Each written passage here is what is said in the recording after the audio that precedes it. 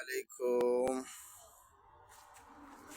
মাহবুল্লাহ, গাতা এক, ইশারা নয়। মাংসর দোকান, সুবান। উটের তাজা মাংস, হাড্ডি সহ 2.5 টাকা কিলো। সুগো, গরুর মাংস, হাড্ডি সহ 2.5 টাকা কিলো, হাড্ডি ছাড়া 3 টাকা।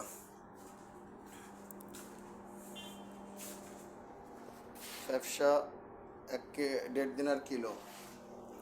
উটের মাংস তাজা ফ্রেশ 2.5 টাকা কিলো। বার্গার 1 টাকা।